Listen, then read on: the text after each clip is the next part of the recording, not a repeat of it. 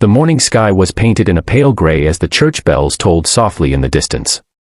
Mourners walked slowly through the gates, their faces heavy with grief, while a young girl stood by the coffin that carried the only parent she had ever truly known. Her father.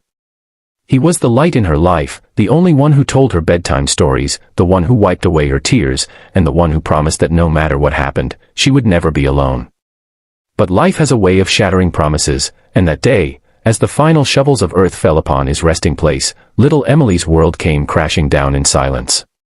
She clutched a small teddy bear in her arms, her eyes swollen from hours of crying, not yet realizing that her pain was only about to deepen. Friends and neighbors murmured about how cruel fate could be, but standing just a few feet behind her, with a cold smile and impatient eyes, was her stepmother.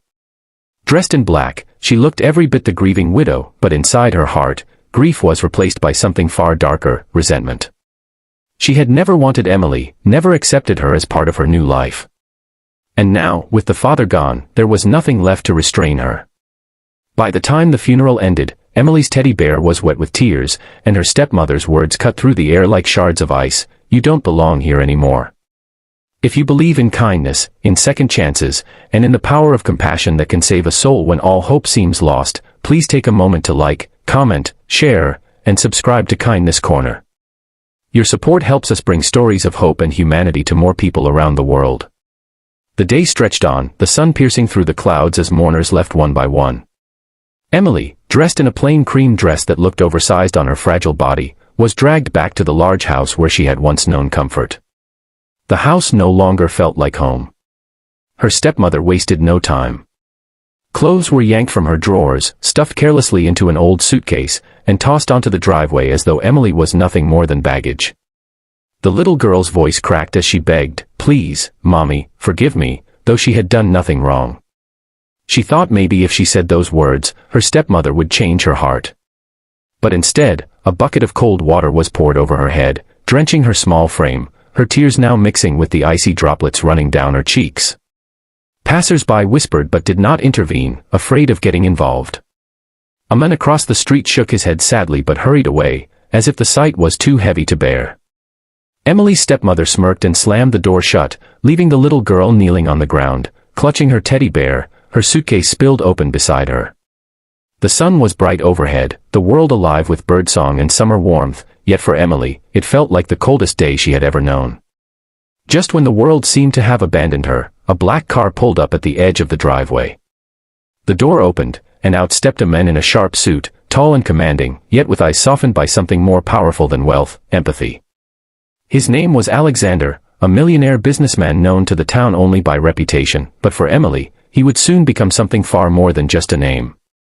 He had been on his way to a meeting when he spotted the scene unfolding, a child left abandoned, clothes scattered, head bowed beneath humiliation.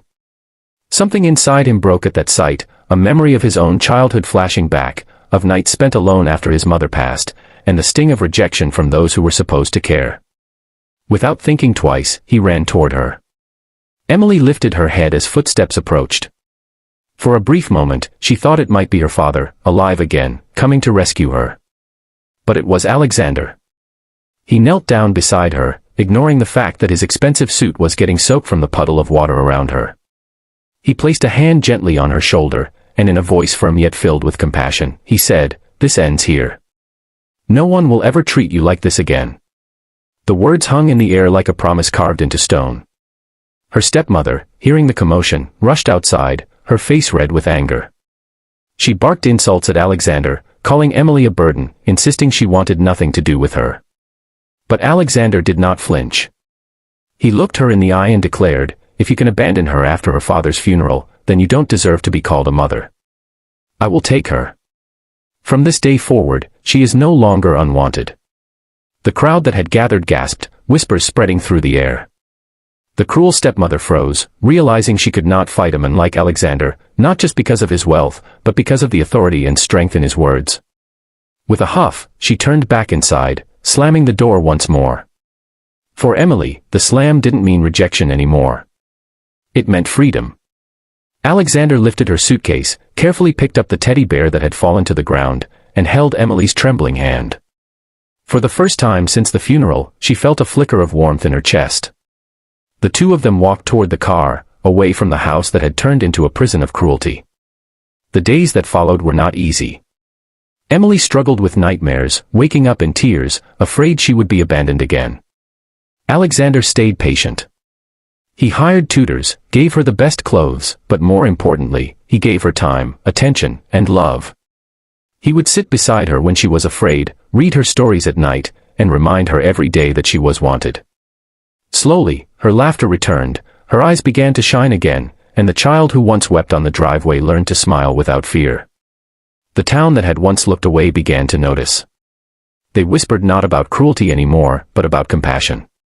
They saw how Alexander, despite all his wealth, valued kindness above everything else. They saw how Emily, once discarded, blossomed into a symbol of resilience and hope.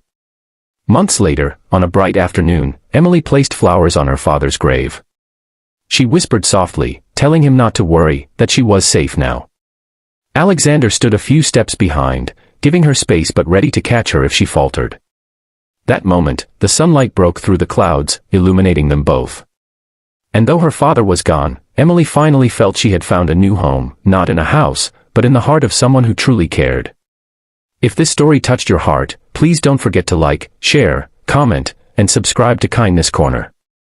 Stories like these remind us that even in the darkest moments, kindness can change everything. Before we end, we have a special request. Please leave a comment below and tell us what kindness means to you. Your words might inspire someone else who needs hope today. And so, as the sun set on that long journey from grief to healing, Emily's story stood as proof that sometimes, family isn't just the one we are born into, it's the one we find when love steps in, even when we least expect it.